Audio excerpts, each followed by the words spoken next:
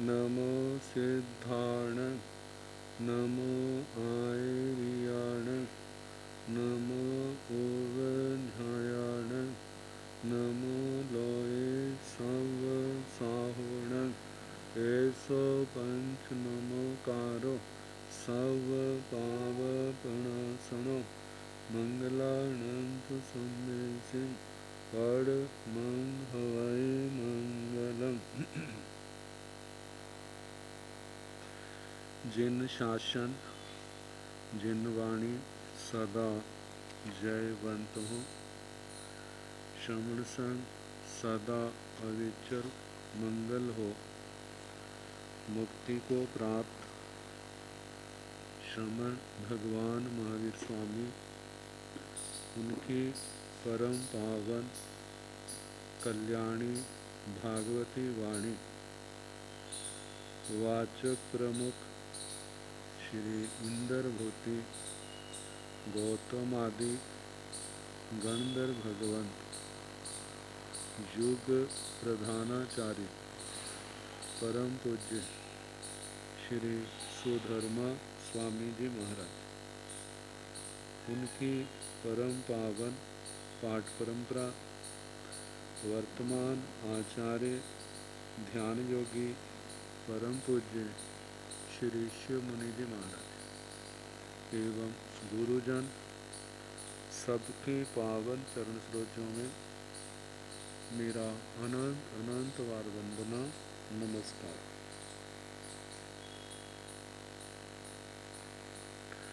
आगम परिषद में विराजमान वरिष्ठ मुनिराज, अन्य मुनिवृंद, परम आदरणीय भगवती स्वरूपा महासाध्वी,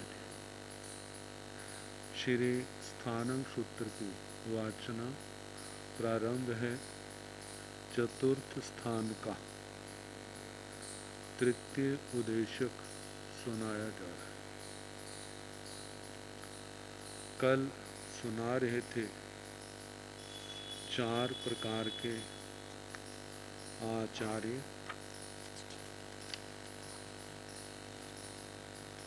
फलों के समान उपमा दी और आगे साधकों का वर्णन है। चत्तारी पुरुष जाया पणत्ता तन जहाँ आए व्यावच करे, नाव मेघे नो पर व्यावच करे। 4 प्रकार के पुरुष होते हैं। एक अपनी व्यावृत्ति करता है, दूसरे की नहीं। एक दूसरे की व्यावृत्ति करता है, अपनी नहीं। और एक अपनी भी करता है, दूसरे की भी। और एक ऐसा न अपनी करता है न दूसरे की।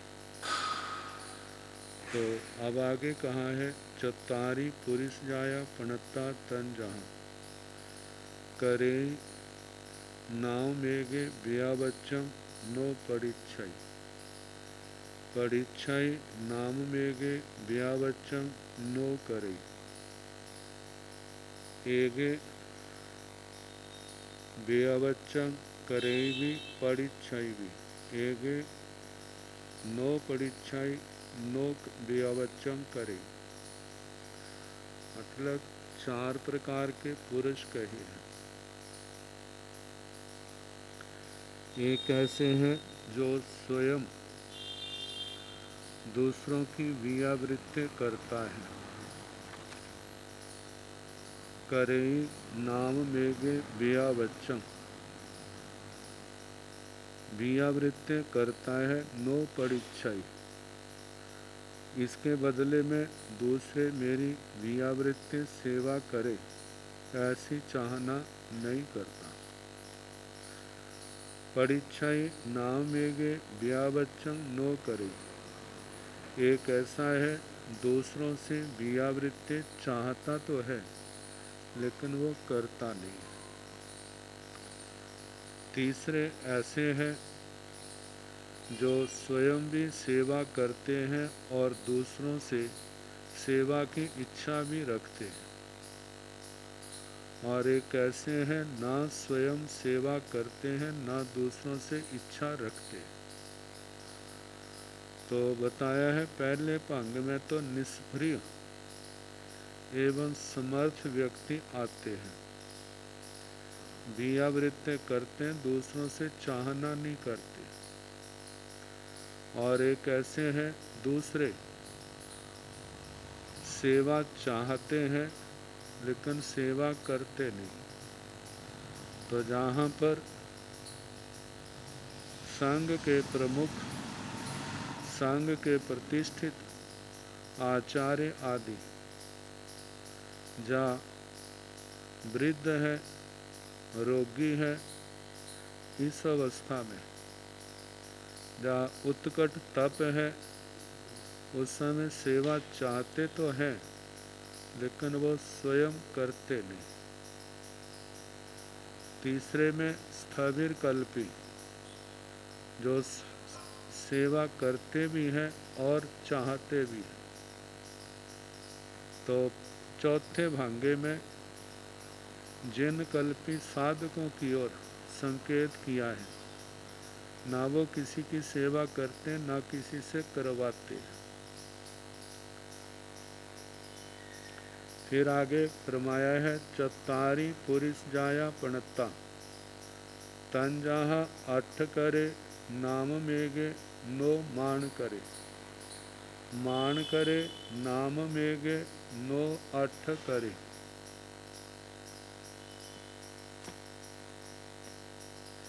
एगे अठ करे भी मान करे भी, एगे नो अठ करे नो मान करे। चतारी पुरिस जाया पणता।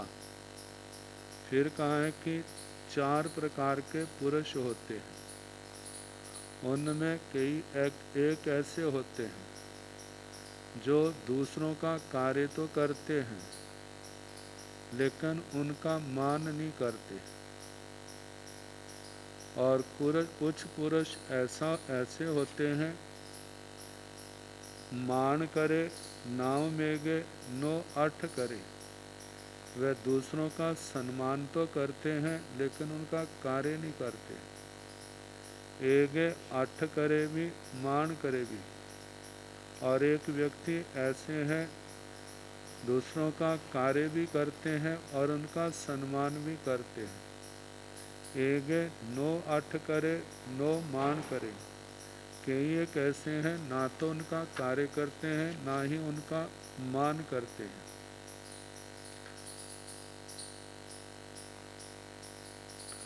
तो कहा जाता है नीति शास्त्र का जो सिद्धांत है, हितं मनोहारी च दुर्लभं वच, ऐसे वचन बड़े दुर्लभ होते हैं जिन वचनों से अपना हित भी हो और वो वचन मीठे भी हो। तो कहते हैं ऐसे लोग जो हितकारी भी हों और मधुर भी हों, ऐसे व्यक्ति दुर्लभ ही होते हैं। परंतु कहाँ अहिंसा वृत्ति प्रधान जैन संस्कृति उसी को सच्चा मित्र मानती है, जो मधुर वचन कहकर मित्र का सम्मान भी करे और उसके हित के लिए उपयोगी कार्य भी करे। इसलिए हितेच्छा और सम्मान की दृष्टि से प्रस्तुत भंग में मानवीय वृत्ति का विश्लेषण किया है। चाहे अच्छा कुछ भी हो, लेकिन संसार में सभी प्रकार के लोग पाए जाते हैं। जैसी जैसी जिनकी वृत्ति होती है, संस्कार होते हैं, भावनाएं होती हैं, वो रूप हमारे को संसार में दिखाई दे जाता है। तो जहाँ पर ये कहा आठ करे नाम मेगे नो मान करे, दूसरों का कार्य तो करते हैं, एक तो जिनका कार्य किया है उनका सम्मान करना, और एक ये है कि दूसरे का कार्य करते हैं और स्वयं मान भी करते हैं अपने आप में। मैंने बहुत अच्छा किया, मैंने उसके ऊपर उपकार किया, इस अर्थ में भी आ जाता है। तो कहा कि एक मान तो करता है लेकिन काम नहीं करता, एक मान भी करता है और कार्य भी करता है, एक ना मान करता है ना कार्य करता है। इस प्रकार से भी जब चौभंगी घट जाती है। तो आगे बताया है, चौतारी पुरुष जाया पणत्ता तंजाह गणठ करे नाम मेघे नो मान करे। तो एक भंग कह के आगे 4 का अंक चौभंगी की कल्पना स्वयं करनी। जैसे गणठ करे नाम मेघे नो मान करे, मान करे नाम मेघे नो गणठ करे, एगे गणठ करे भी मान करे भी, एगे नो गणठ करे नो मान करे। ताकि 4 प्रकार के पुरुष कहे हैं। एक गण का अर्थ गण का कार्य सिद्ध करता है। कुछ साधक गण का प्रयोजन कार्य तो सिद्ध करते हैं किंतु उसका मान नहीं करते। मान के जहाँ पर दोनों ही अर्थ आते हैं, एक स्वयं में मान करना और जिसका काम किया है उनका सम्मान करना। तो बताया है कि गण का कार्य तो किया लेकिन मान नहीं, गण का मान नहीं करना या स्वयं अभिमान करना, ऐसा नहीं करते। तो गण का कार्य तो करते हैं लेकिन उसका गण का मान नहीं करते। कई बार ऐसा होता है स्वयं उसके प्रति स्वयं मानग्रस्त रहना लेकिन गण का सम्मान नहीं करना। कार्य करके ये कहना संघ ने गण ने मेरे ऊपर बड़ी कृपा की, मेरे को इस योग्य समझा, मेरे को ये कार्य सौंपा, गुरुओं की कृपा से आचार्यों की कृपा से ये मैं कार्य कर सका। ये सब संघ का, महापुरुषों का, उनका प्रसाद है, उनकी कृपा है, ऐसे मान करना। तो कहा जाता है कार्य तो किया लेकिन मान नहीं किया, गण का उनका सम्मान नहीं किया। दूसरे साधक ऐसे हैं मान के इच्छुक तो होते हैं हमें सम्मान मिले किंतु गण का कार्य उनका प्रयोजन सिद्ध नहीं करते। और कुछ ऐसे हैं गण का कार्य भी करते हैं साथ में उसका मान भी करते हैं। कुछ साधक न गण का कार्य ही करते हैं न उसका मान ही करते हैं। तो कहा गण का अर्थ गच्छ, बरादरी एवं समाज माना जाता है। साधु जीवन में है तो उसका गण, जिस गण में वो दीक्षित हुआ है वो परिवार, वो संघ। संसार दृष्टि से देखा जाए तो जिस समाज में उसका जन्म हुआ है वो समाज, वो बरादरी। आगे कहा है कि चतारी पुरुष जाया पणत्ता तंजह गण संगह करे नाव मेघे नो मान करे। तो जहाँ पर भी चौभंगी गण संगह करे नाव मेघे नो मान करे, मान करे नाव मेघे नो गण संगह करे, एगे गण संगह करे भी मान करे भी, एगे नो गण संगह करे नो मान करे। 4 प्रकार के पुरुष कहे हैं। कुछ पुरुष गण के लिए वस्त्र पात्र आदि का संग्रह करते हैं और उसका अभिमान नहीं करते कि मैंने सेवा की है, मैंने ये कार्य किया है, मैंने उपकार किया है, ऐसा अभिमान नहीं करते। कहा जाता है जैसे गणी संपदा के अंदर वर्णन आया था, अपना शिष्य जो है अपने गुरु के ऋण को कैसे उतारता है। तो कहा जाता है वह अपने आचार्य, अपने गुरुओं के कार्य में सहयोगी बनता है और सहयोगी बन करके उस ऋण को कम करता है, उतारता है। तो बताया कि पहला गान के लिए वस्त्र पात्र आदि का संग्रह करना ये करते हैं लेकिन उसका अभिमान नहीं करते। कुछ साधक व्यर्थ का मान करते हैं लेकिन गण के लिए वस्त्र पात्र आदि का संग्रह नहीं करते, ये दूसरा भंगा। तीसरा है साधक, कुछ साधक गण के लिए संग्रह भी करते हैं और संग्रह का मान भी करते हैं, और कुछ साधक ना संग्रह करते हैं ना अभिमान ही किया करते हैं, मतलब उदासीन रहते हैं। कहा जाता है गान के लिए आवश्यक द्रव्य और भाव के साधनों को जुटाना ही गान का संग्रह है। तो द्रव्य और भाव क्या है? संयम में उपयोगी वस्त्र, पात्र, आहार आदि द्रव्यों का संग्रह करना द्रव्य संग्रह है। अपनी वृत्ति के अनुसार जिसमें संग के मतलब किसी प्रकार के वहाँ पर उनको कष्ट ना हो। तो इस प्रकार चाहे वो उपकरण है, आहार आदि की व्यवस्था है भिक्षा गोचरी की, और भाव की दृष्टि से ज्ञान, दर्शन, चारित्र के साधनों का संग्रह करना भाव संग्रह कहलाता है। तो बताते हैं प्रत्येक प्राणी को जो कुछ भी प्राप्त होता है वह स्वकृत कर्म फल के रूप में प्राप्त होता है। प्राप्ति का साधक तो केवल निमित्त मात्र ही हुआ करता है, अतः श्रेष्ठ तो वही है जो गान के लिए संग्रह भी करे और अभिमान ना करे। एक दानी नीत मतलब के दान देते हुए किसी ने देखा, जब दान देता है तो आंखें नीची रहती, तो उसने पूछा क्या बात है? तो उसने इस बात को कहा कि भाई मैं तो देने वाला तो कोई और है और वो दिन रात देता रहता है, लेकिन लोग मेरे पर भ्रम कर रहे हैं कि मैं दे रहा हूँ, इसी कारण से मैं अपने आंखें नीचे रखता हूँ। तो कहा कि उत्तम साधक वही है जो सेवा करते भी हैं और उसके बदले किसी प्रकार के मान सम्मान की कामना नहीं करते। और देखा जाए तो ऐसे ही महानिर्जरा महापरिवसान के अधिकारी बनते, और गान के लिए वो शोभा का कारण है। आगे बताया है चतारी पुरुष जाया पणत्ता तन जहाँ, गान शोभ करे नामम एगे नो मान करे, मान करे नाम मेगे नो गण शोभ करे, एगे गण शोभ करे भी मान करे भी, एगे नो गण शोभ करे नो मान करे।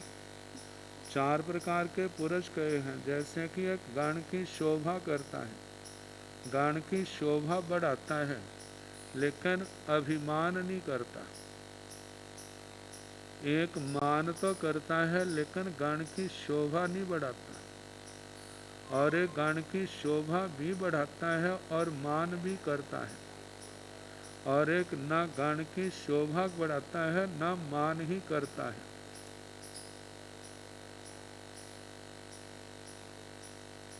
कहते हैं गण की शोभा लौकिक और लोकोत्तरिक विधि से बढ़ाई जा सकती है। लौकिक रक्षा, सहानुभूति, नैमित्तिक धर्म कथा, विद्या, मंत्र इत्यादि के द्वारा प्रभावना करना है। ज्ञान, दर्शन, चारित्र और तप के द्वारा प्रभावना करना, इन कारणों से संघ की शोभा बढ़ती है। शोभा बढ़ाने पर भी स्वयं मानना करना कितना अच्छा है। तो कहते पहला और तीसरा भंग इसके स्वामी जो हैं वो अनुकरणीय है। अब आगे कहा है कि चतारी पुरुष जाया पणता तन जहाँ गण सोही करे नाम मेगे नो मान करे, मान करे नाम मेगे नो गण सोही करे, एगे गण सोही करे भी मान करे भी, एगे नो गण सोही करे नो मान करे। चार प्रकार के पुरुष कहे हैं, जैसे कि गण सोही करे नाम मेगे नो मान करे। एक गण की शुद्धि करता है लेकिन मान नहीं करता। गण की शुद्धि, गण के अंदर जो दुष्प्रवृत्तियां बढ़ रही हैं उनको रोकता है। गण के अंदर जो कमियां आई हैं उनको दूर करना और ऐसी व्यवस्था बनाना जिससे साधु साधियों के ज्ञान, दर्शन, चारित्र, तप में निर्मलता हो, जिससे संघ का गौरव बढ़े। तो इस प्रकार दुष्प्रवृत्ति को तो रोकता है, शुद्धि करता है, लेकिन उसका मान नहीं करता, मैंने ऐसा किया, मैंने ऐसा किया।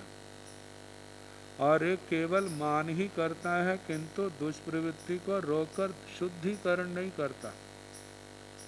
एक दुष्प्रवृत्ति को रोककर शुद्धिकरण भी करता है, शुद्धिकरण तो करता है लेकिन मान नहीं करता, और एक ना शुद्धिकरण ही करता है ना उसका मान करता है।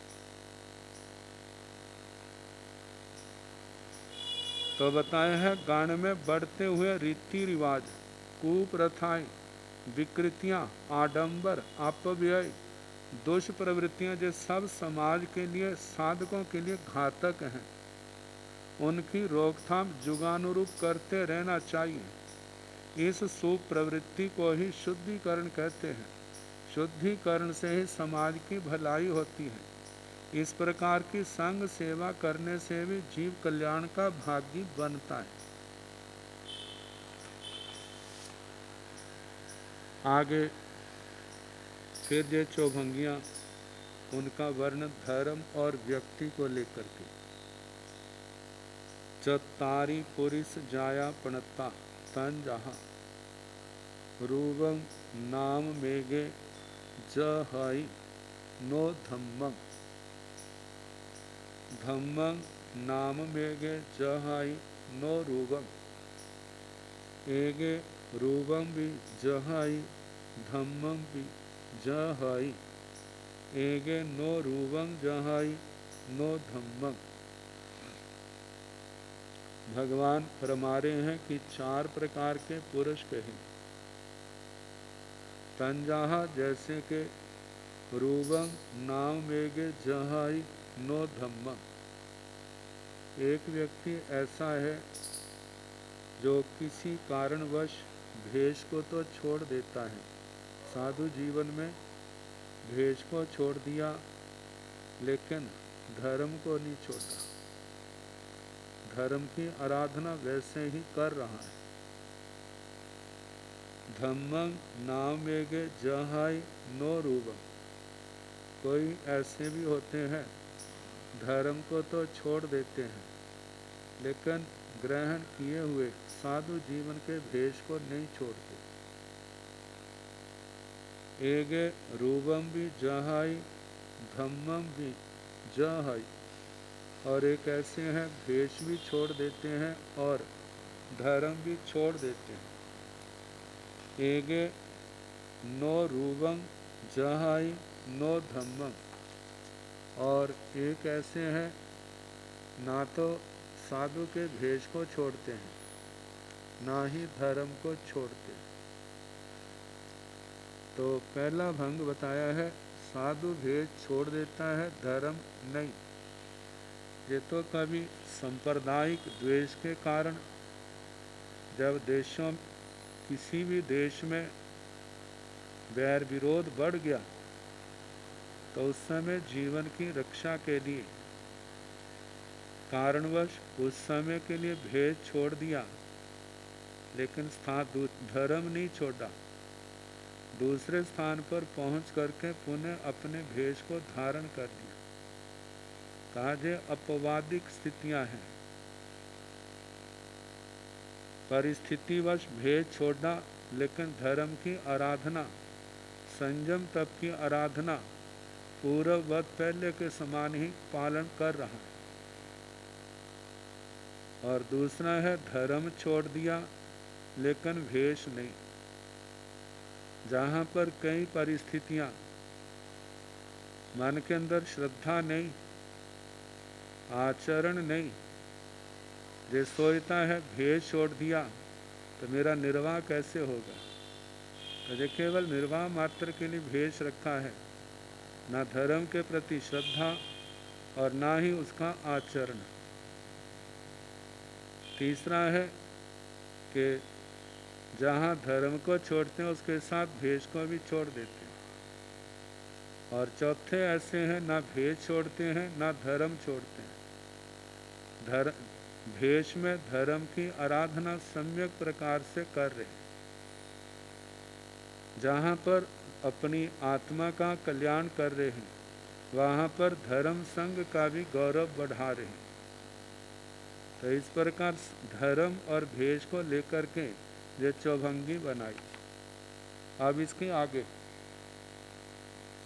चत्तारि पुरुष जाया पणता तंजाहा धम्मं नाम मेघे जहई नो गण संठिति गण संठिति जहई नो धम्मं एगे मतलब धम्मं पी जहई गण संठिंग पी जहई एगे नो धम्मं जहई नो गण संठी।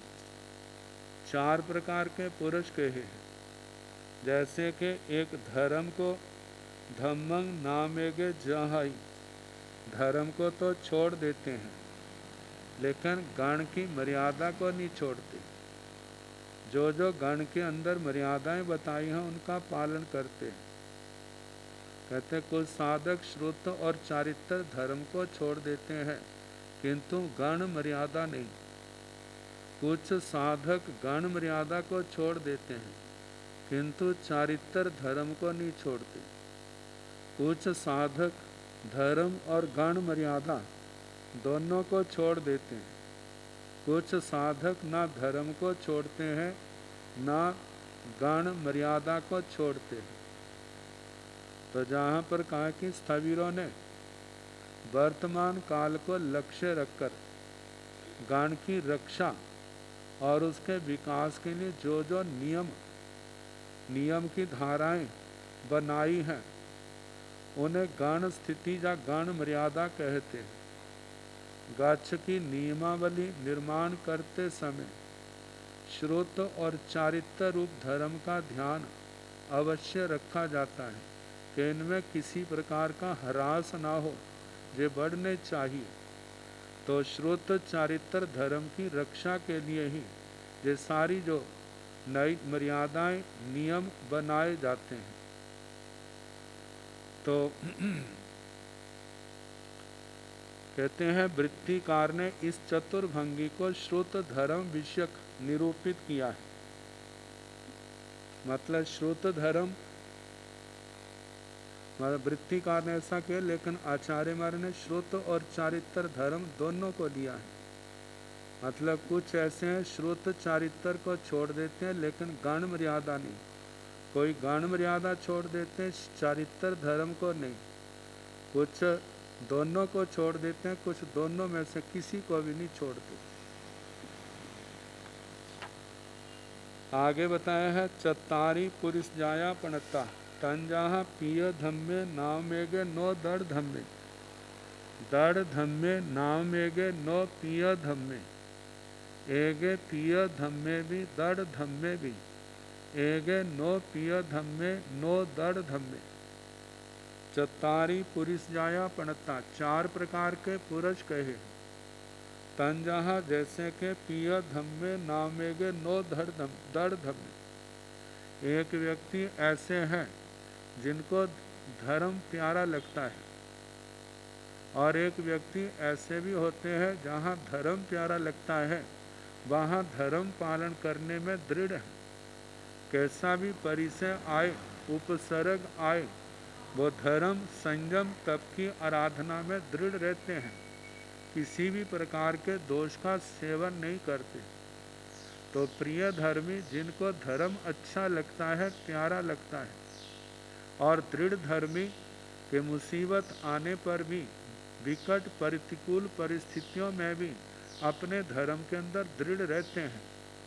तो संसार के अंदर क्षोभशम की विचित्रता के कारण नाना प्रकार के रूप देखने में आ जाते हैं। तो पहले भंग में कहा है कि एक ऐसे व्यक्ति होते हैं, साधक होते हैं, वो साधु जीवन में या श्रावक जीवन में जिनको धर्म से प्यार तो बहुत है, धर्म की लगन भी बहुत है, लेकिन सहन शक्ति ना होने के कारण सामान्य रूप से तो पालन करते रहते हैं, लेकिन जब कोई विशेष परिचय उपसर्ग आता है तो उस समय धर्म में दृढ़ता नहीं रहती। तो ऐसे व्यक्तियों के लिए कहा है कि उनको प्रिय धर्मी तो है लेकिन दृढ़ धर्मी नहीं। दूसरा भंगा बताया है दड़ धम्मे नामेगे नो पिय धम्मे। कहा जाता है कि वो दृढ़ धर्मी तो है, जो नियम व्रत लिए उनका पालन करना चाहे कुछ भी हो, लेकिन धर्म के प्रति वो अनुराग, वो भक्ति भाव नहीं है। गच्छ के अंदर, परिवार के अंदर स्थित है, लेकिन मन के अंदर वो उल्लास नहीं, पालता पूर्ण है, लेकिन वो उत्साह, वो प्रेम देखने में नहीं आता धर्म के प्रति। और एक ऐसे हैं एगे प्रिय धम्मे भी दृढ़ धम्मे भी, जिनको धर्म प्रिय भी है और दृढ़ धर्मी भी हैं। धर्म के प्रति जहाँ वो अनुराग के कारण समर्पित हैं, वहाँ पर दृढ़ता के कारण से किसी प्रकार की कमी नहीं आने देते। और चौथे ऐसे एगे नो प्रिय धम्मे नो दृढ़ धम्मे, ना तो उनको धर्म से प्यार है और ना ही धर्म के अंदर उनकी दृढ़ता है।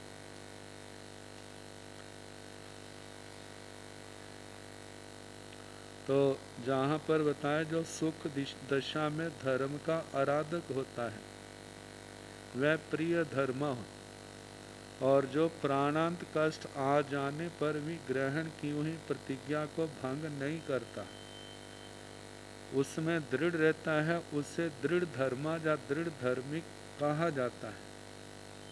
जो सुख और दुख दोनों अवस्थाओं में धर्म की आराधना करता है, उसे प्रिय धर्मा और दृढ़ धर्मा कहा जाता है।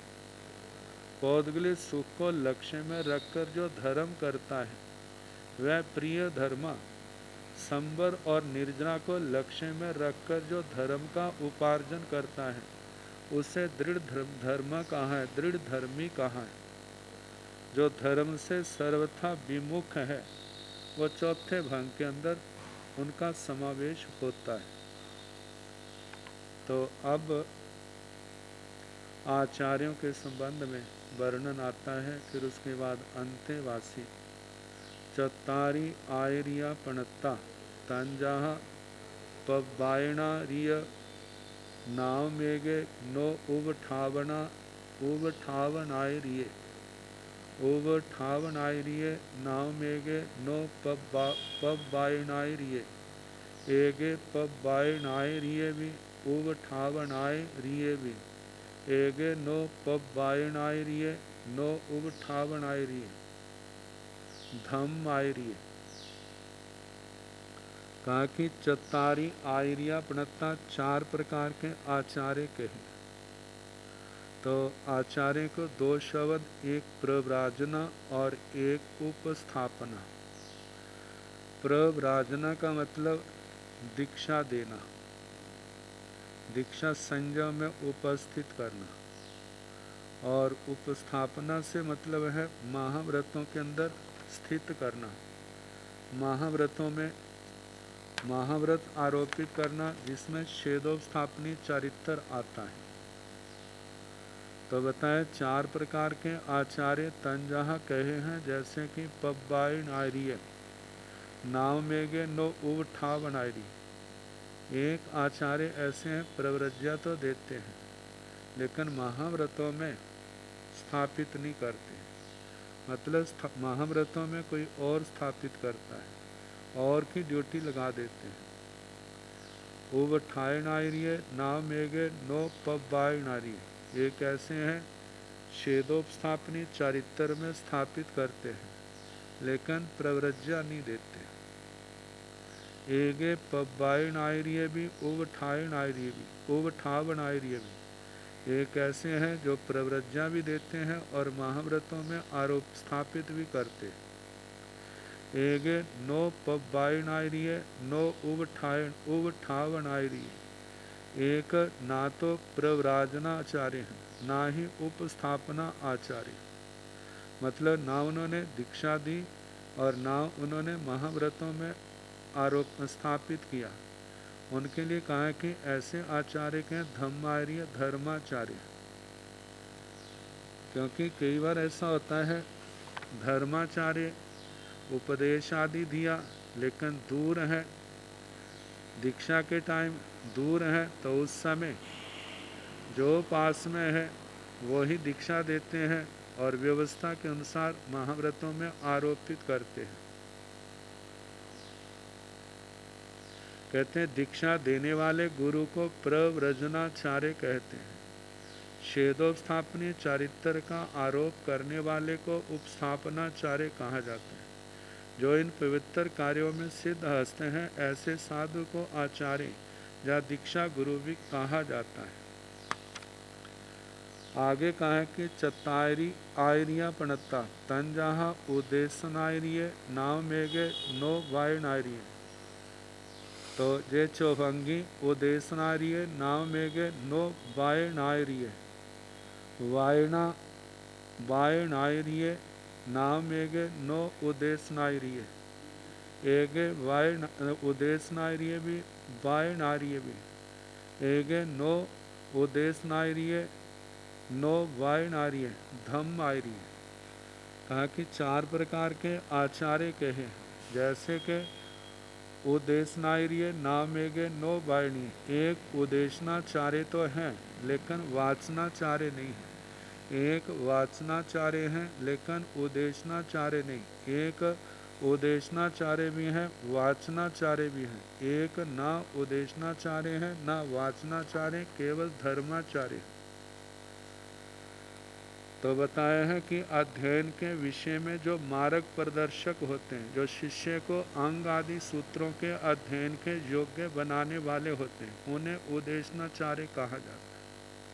जहाँ पर हम कह सकते हैं शास्त्रों को पढ़ने की योग्यता जिससे आए, जैसे बोल विचार थोकड़े आदि जो सिखाना, तो ऐसे जो हैं वो उदेशनाचार्य। और जो शिष्यों को वाचना देते हैं वे वाचनाचार्य माने जाते हैं। जिसके निश्चय में साधक शिष्य बनता है और जिसके द्वारा उसे धर्म का बोध प्राप्त होता है, उसे धर्माचार्य कहा जाता है। तो उदेशनाचार्य और वाचनाचार्य को लेकर के चौभंगी बताई। आगे अंत्यवासियों को लेकर के कहा है, चतारी अंत्यवासी पणता तन जहाँ पब्बायणंते वासी नाव मेघे नो उबठावणंते वासी। उबठावणंते वासी नाव मेघे नो पब्बायणंते वासी। एगे पब्बायणंते वासी भी उबठावणंते वासी भी। एगे नो पब्बायणंते वासी नो उबठावणंते वासी धमंते वासी। कहा कि 4 प्रकार के अंत्यवासी कहे हैं। अंत्यवासी शिष्य तंजहा, जैसे कि पब्बायणंते वासी नाम मेघे नो उबठावणंते वासी। मतलब कि वह शिष्य जिनसे प्रव्रज्ञा ली है, वो प्रव्रज्ञा की दृष्टि से उनका अंत्यवासी है। लेकिन एक ने प्रव्रज्ञा तो दी है लेकिन महाव्रतों में स्थापित नहीं किया, तो प्रव्रज्ञा देने वाले प्रव्राजना अंत्यवासी हैं, लेकिन वो उपस्थापना अंत्यवासी उनका नहीं है। मतलब जिसने जिनसे दीक्षा ली है वो वह प्रव्रज्ञा की दृष्टि से अंत्यवासी है, लेकिन जिनसे दीक्षा ली है उनसे महाव्रत नहीं लिए, तो इस करके कहा है कि वह उनका उपस्थापना छेदोपस्थापनी चारित्र की दृष्टि से अंत्यवासी नहीं है। और एक ऐसे हैं उपस्थापना महाव्रत छेदोपस्थापनी चारित्र के दृष्टि से वो अंत्यवासी है, जिनसे उसने महाव्रतों का आरोपण बड़ी दीक्षा का पाठ पढ़ा है, लेकिन उनसे प्रव्रज्ञा ग्रहण नहीं की, तो इस दृष्टि से वह उनका मतलब प्रव्रज्ञा की दृष्टि से अंत्यवासी नहीं, बड़ी दीक्षा की अपेक्षा से अंत्यवासी हैं। एक दोनों दृष्टि से अंत्यवासी हैं, एक दोनों दृष्टि से अंत्यवासी नहीं, केवल धर्मांत्यवासी हैं। उन धर्म गुरुओं से आचार्य से धर्म का बोध प्राप्त किया है। आगे बताया है, चतारी अंत्यवासी पणता तन जहाँ उदेशनंत्यवासी नामंग एगे नो वायणंत्यवासी। वायणंते वासी नामंग एगे नो उदेशनंते वासी। एगे उदेशनंते वासी भी वायणंते वासी भी। एगे नो उदेशनंते वासी नो वायणंते वासी। 4 प्रकार के अंत्यवासी शिष्य कहे हैं। तंजहा, जैसे के अंत्यवासी समीप में रहने वाले, और अंत का अर्थ हृदय में भी आता है। मतलब अपने बिना व्यवहार के कारण, सेवा भक्ति के कारण जो गुरुओं के हृदय में अंतर में निवास करते, उनके अंतर में, उनके पास में रहने वाले, मतलब शिष्य के लिए जो अंत्यवासी शब्द आया है। तो कहा है 4 प्रकार के अंत्यवासी कहे हैं, जैसे कि उद्देश्य अंत्यवासी, एक जिन्होंने बोल थोकड़े आदि सिखाए और धर्म शास्त्र पढ़ने के योग्य बनाया। तो जिन्होंने बनाया बनने वाला उनका उद्देश्य अंत्यवासी है। तो योग्य बनाया, लेकिन उन्होंने वाचना नहीं दी, इसलिए वो वाचना की दृष्टि से उनका अंत्यवासी नहीं। तो एक का वाचना को लेकर के अंत्यवासी है, लेकिन उद्देश्य जो उस वाचना के योग्य बनाया उस दृष्टि से अंत्यवासी नहीं है। एक दोनों दृष्टियों से अंत्यवासी है, वे आचार्य आदि जिन्होंने वाचना के योग्य भी बनाया है और वाचना भी दे रहे हैं। और एक ऐसे हैं ना तो वो उनका उद्देश्य अंत्यवासी है, ना वाचना की दृष्टि से अंत्यवासी है, वे धर्म अंत्यवासी, उनसे धर्म का बोध प्राप्त किया है, इसलिए धर्म अंत्यवासी। तो इस प्रकार 4 प्रकार के अंत्यवासी कहें, एक प्रव्रज्या को लेकर, महाव्रतों को, आरोपणा को लेकर के, और एक वाचना आदि की अपेक्षा से अंत्यवासी कहा।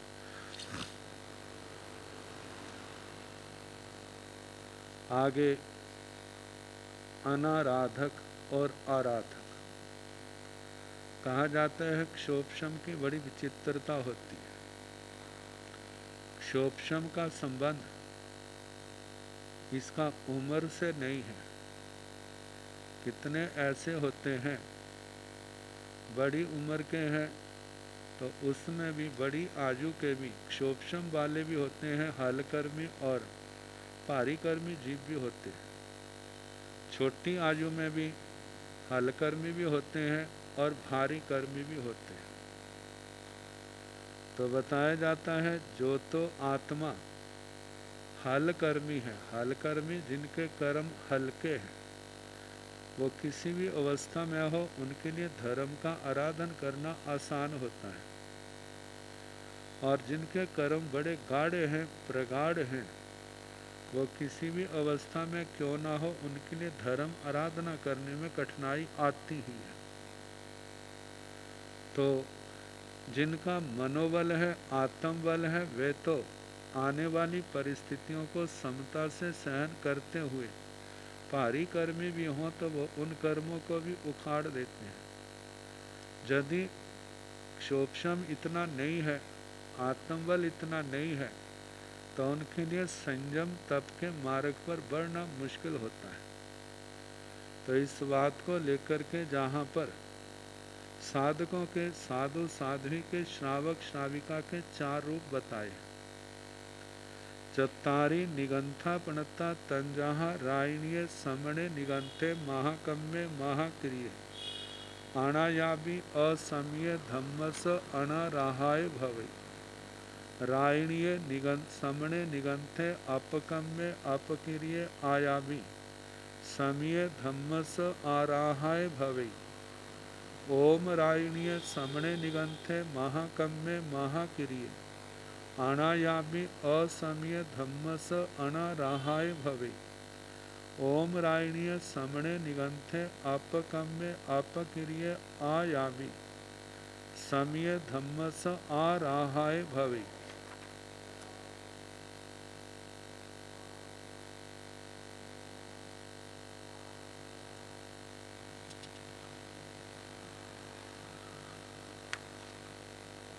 चत्तारी निगंथा पणता 4 प्रकार के निर्ग्रंथ कहे हैं। तंजाहा जैसे कि रायणीय रत्नाधिक, जो दीक्षा में बड़े,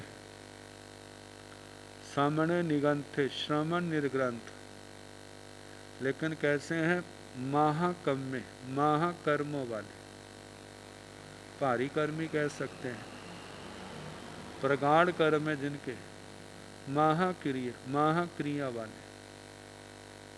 प्रगाढ़ कर्मों का उदय होने के कारण से अध्यवसायों में निर्मलता नहीं आती, मन में इंद्रियों में चंचलता बनी रहती है, संसार के भौतिक सुखों की ओर ध्यान ज्यादा जाता है, तप की ओर ध्यान नहीं जाता, संयम स्वाध्याय क्रियावृत्ति की ओर ध्यान नहीं जाता। तो कहा अनायावी, जो आतापना नहीं लेते, सर्दी गर्मी आदि को समता से नहीं सहते, असमय, जो समितियों से युक्त नहीं है, जो समितियों का सम्यक प्रकार से पालन नहीं करते, धम्मस अनाराहाय भवे, ऐसे रातनिक रत्नाधिक जो श्रमण निर्ग्रंथ हैं, वे धर्म के आराधक नहीं बनते, अनाराधक भाव में रहते हैं। दूसरा बताया है रायणीय समणे निगंथे, रातनिक रत्नाधिक बड़ी दीक्षा वाले जो श्रमण निर्ग्रंथ हैं, आपकम्य पूर्व जन्म की साधना के कारण, जहाँ इस जन्म में क्षोभम प्रबल होने के कारण प्रगाढ़ कर्म है, लेकिन घबराहट नहीं होती, वो कर्मों का बोझ हल्का आपक्रिय, जब आत्मा में निर्मलता है तो उसके कारण इंद्रियों में मन के अंदर चंचलता नहीं, कषायों का दमन करते हैं, अपने बस में रखते हैं। तो इसलिए ऐसे अपने संयम में दोष नहीं लगाते। आयामी, सर्दी है गर्मी है, मान है अपमान है, इनको समता से सहन कर लेते हैं, आतापना लेना। समय, जो समितियों का सम्यक प्रकार से पालन करते हैं, ऐसे साधक निर्ग्रंथ श्रमण निर्ग्रंथ धम्मस आराहाय भवे, वे धर्म के आराधक होते हैं। ओम रायणीय समणे निगंथे महाकम्य, महाक्रिय अनायामी असमये धम्मस अनाराहाय भवे। ओम राय, जिनकी दीक्षा भी छोटी है, कहा कि ऐसे समणे निगंथे श्रमण निर्ग्रंथ महाकम्य, जिनके ऊपर कर्मों का बोझ बहुत ज़्यादा है, महाक्रिय, क्षोभम की प्रबलता नहीं है, क्षोभम भी कमजोर है, जिसके कारण से मन इंद्रियां उनके अंदर चंचलता है, कषायों को दबा नहीं सकता, कषाय समय समय पर आकर के दबाते हैं। तो कहा ऐसे महाक्रिया वाला अनायामी, जो आतापना सर्दी गर्मी आदि को समता से सहन नहीं करते, असमय, जो समितियों का सम्यक प्रकार से पालन नहीं करते, धम्मस अनाराहाय भवे, वे धर्म के अनाराधक होते हैं, धर्म की आराधना नहीं करते, धर्म के आराधक नहीं होते। चौथे बताए हैं ओम रायणीय समणे निगंथे, अवम रातनिक मतलब छोटी दीक्षा वाले, समणे निगंथे श्रमण निर्ग्रंथ, आपकम्य अल्प कर्मों वाले, आपक्रिय अल्प क्रिया वाले, क्षोभ कर्म प्रगाढ़ न होने के कारण, क्षोभम की प्रबलता के कारण मन इंद्रियां आदि सब बस में है, उनमें चंचलता नहीं, कषायों के अंदर विकारों के ऊपर संयम है। तो इसलिए कहा है कि अल्प क्रिया वाले, आयामी, सर्दी गर्मी आदि की आतापना लेने वाले, समय समितियों का सम्यक पालन करने वाले, धम्मस अराहाय भवई, ऐसी छोटी दीक्षा वाले जो श्रमण निर्ग्रंथ हैं, वे धर्म के आराधक होते हैं। तो ये साधु निर्ग्रंथ को लेकर के कहा।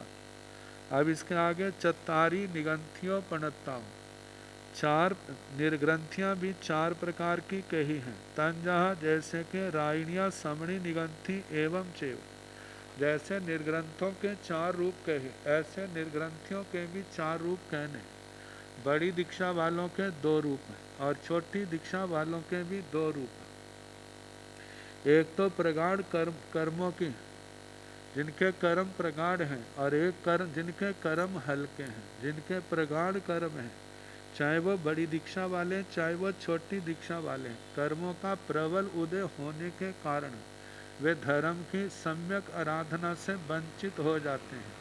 और जिनके कर्म हल्के हैं, या जिनका बल पराक्रम विशेष है और उसके द्वारा प्रगाढ़ कर्मों को भी नष्ट करते हैं, ऐसे जीव जो हैं, बड़ी दीक्षा वाले हों छोटी दीक्षा वाले हों, वे क्या है, धर्म के आराधक बन जाते हैं। जैसे निर्ग्रंथ निर्ग्रंथियाँ साधु साधियों को लेकर के चार चार रूप कहे, छोटी बड़ी दीक्षा को, बड़ी छोटी दीक्षा को लेकर के, ऐसे श्रावक श्राविकाओं की भी उनकी पर्याय को लेकर के भी ऐसी बातें करना। चत्तारी समणो वासगा पणता तंजाहा रायणीय समणो वासय माह कम्य तहि।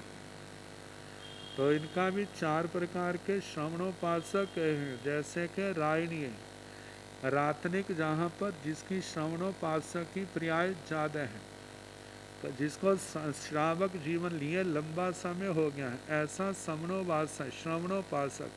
कैसा है, महाकम्य, उसके महाकर्मों वाला, महाक्रिया वाला, आतापना नहीं लेने वाला, समितियों से युक्त नहीं, वो धर्म का आराधक नहीं होता। और दूसरा जो है रातनिक श्रवणोपासक, जो महाकर्मों वाला नहीं है, महाक्रिया वाला नहीं है, आतापना लेने वाला है, समितियों से युक्त है, ऐसा श्रवणोपासक धर्म का आराधक होता है। जैसे बड़ी पर्याय को लेकर के दो रूप कहे, ऐसे छोटी पर्याय को लेकर के भी दो रूप कहने। एक भारी कर्मी है, एक अल्प कर्मी है। भारी कर्मी आराधक होने से वंचित हो जाते हैं, हल कर्मी आराधक बने के पावन स्थान को, गौरव को पाने के अधिकारी बन जाते हैं। जैसे श्रवणोपासक श्रवणोपासिकाओं का कहा, ऐसे चत्तारी श्रवणोवासियाओं पणताओं तंजहा रायणिया श्रवणोवासिया महाकम्मा तहेब चत्तारी गमा। श्रवणोपासिकाएं भी चार प्रकार की कही हैं, जैसे कि रायणिया रातनिका रत्नाधिक, जिसको श्रावक पर्याय लिए लंबा समय हो गया है, ऐसी श्रवणोपासिका। महाकम्मा, जिनके महाकर्म वाली प्रगाढ़ कर्म है, लंबी स्थिति वाले, महाक्रिया वाली, आतापना से रहित, समितियों से रहित, ऐसी श्राविका धर्म की आराधक नहीं होती। और जो लंबित श्राविका श्रवणोपासिका पर्याय वाली है लेकिन महाकर्म वाली नहीं है, मतलब अल्प कर्म वाली, अल्प क्रिया वाली है, आतापना लेने वाले, समितियों से संपन्न है, ऐसे धर्म की आराधक होती हैं। और ऐसे छोटी श्रवणोपासक पर्याय वाली श्राविकाएं जो है, एक प्रगाढ़ कर्म वाली है और एक अल्प हल्के कर्मों वाली है। तो जो प्रगाढ़ कर्म वाली है, जिनके अंदर धर्म की आराधना सम्यक नहीं है, वे धर्म की आराधक नहीं है। और जिनके जीवन में अल्प कर्मों वाली है, अल्प क्रिया वाली और आतापना आदि लेने वाली, समितियों से संपन्न, वे धर्म की आराधक होती हैं। चारों विकल्प ऐसे भांगे कहने। अब इसके आगे चार प्रकार के श्रवणोपासक, दो सूत्रों में चार चार प्रकार के, 8 प्रकार के हो जाते हैं। तो इनका फिर जैसे सोमवार को समय होगा कराने का प्रयास किया जाएगा। अब 9 तत्वों में नरक का वर्णन हो चुका है। 7 नरकें, सातों नरकों में पैदा होने वाले जीव पर्यापत और पर्यापत लेकर के 14 प्रकार के हो जाते हैं। कहा जाता है लब्धि की दृष्टि से नारकी पर्यापत ही होते हैं, नारकी लब्धि से अपर्यापत नहीं होते, क्योंकि नरक में जन्मने वाला जो पहली नरक में भी है तो कम से कम 10,000 की आयु तो होगी ही, और अपर्यापत काल तो केवल अंतर मुहूर्त का है।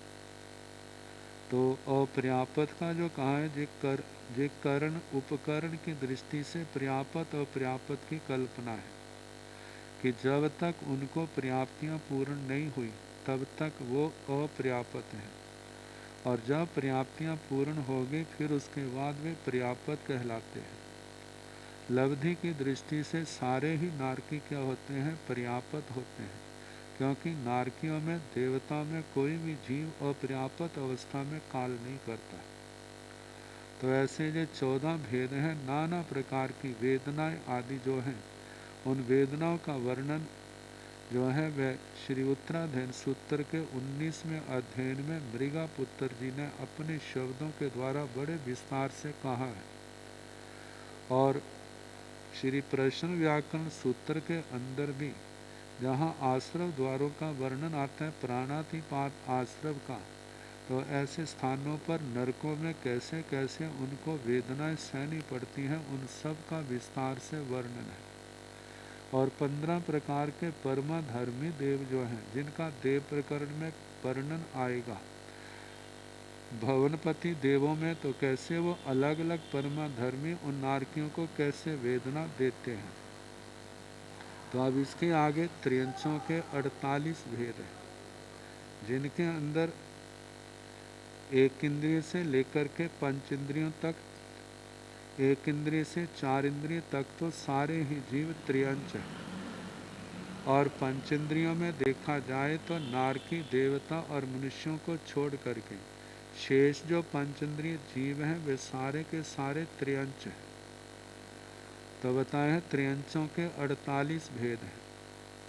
एक इंद्रियों में 22 आते हैं, विकलेंद्रियों में 6 आते हैं, पंचेंद्रिय त्रियंचों में 20 भेद आते हैं। जैसे 25 बोल का वर्णन करते हुए कहा था, एक इंद्रियों में मूल में 2 भेद हैं, सूक्ष्म और बादर। और सूक्ष्म जो हैं वे तो सारे ही लोक में ठसाठस कहते भरे हुए। सूक्ष्म की क्रियाओं का प्रभाव बादर के ऊपर कुछ नहीं पड़ता, और बादर जीवों की क्रियाओं का प्रभाव सूक्ष्म के ऊपर कोई प्रभाव नहीं पड़ता। सूक्ष्म जीव जो हैं, जिनके लिए शास्त्र में कहा कि आना गेझा ये आज्ञाग्राह्य है, इनका वर्णन भगवान ने किया है। इसलिए भगवान के वचनों पर श्रद्धा रखने वाले जीव जो साधक हैं वो इनको स्वीकार करते हैं। तो कहा जाता है सूक्ष्म तो सारे लोक में है, वादर जो है लोक के एक एक कहीं कहीं पर पाए जाते हैं। तो इनमें पहले जो 4 स्थावर है, पृथ्वीकाय, अपकाय, तेजसकाय, वायुकाय, इनके 4 भेद हैं। ऐसे पहले सूक्ष्म और बादर।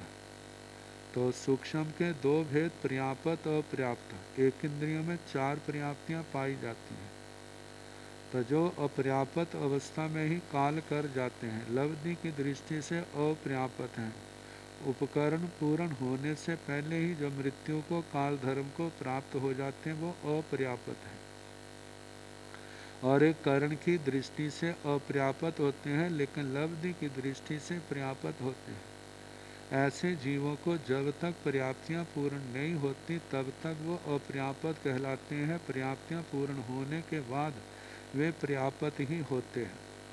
तो कहा जाता है ऐसे जीव जो हैं अपर्याप्त अवस्था में भी कर्ण की दृष्टि से अपर्याप्त कहलाते हैं, लेकिन लब्धि की दृष्टि से पर्याप्त हैं। जो अपर्याप्त जीव हैं, जिनको लब्धि की दृष्टि से पर्याप्त नहीं है, तो कहा जाता है उनकी पर्याप्तियां भी पूर्ण नहीं होती, और पर्याप्तियां पूर्ण होने से पहले नियम से वो काल धर्म को प्राप्त हो जाते हैं।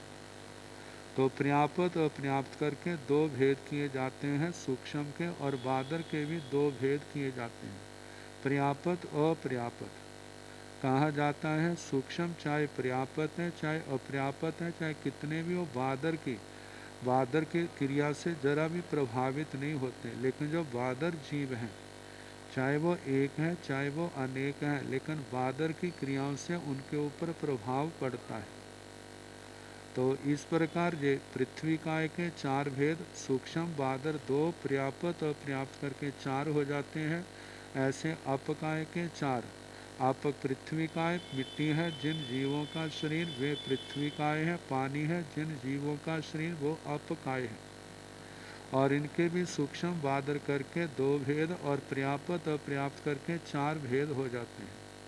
तेजस काय अग्नि है, जिन जीवों का शरीर वे तेजस काय है। तो तेजस काय के भी सूक्ष्म और बादर जो है 2 भेद और पर्याप्त और पर्याप्त करके 4 भेद हो जाते हैं। वायु काय में भी 4 भेद हैं, जिसमें सूक्ष्म बादर पर्याप्त और पर्याप्त, तो ऐसे 4-4 करके 16 भेद हो जाते हैं।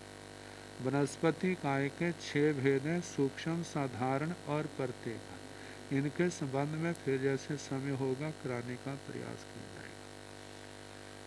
नमो अरिहंताणं, नमो सिद्धाणं, नमो आयर्याणं, नमो उवझायाणं, नमो लोये संसाहुणं।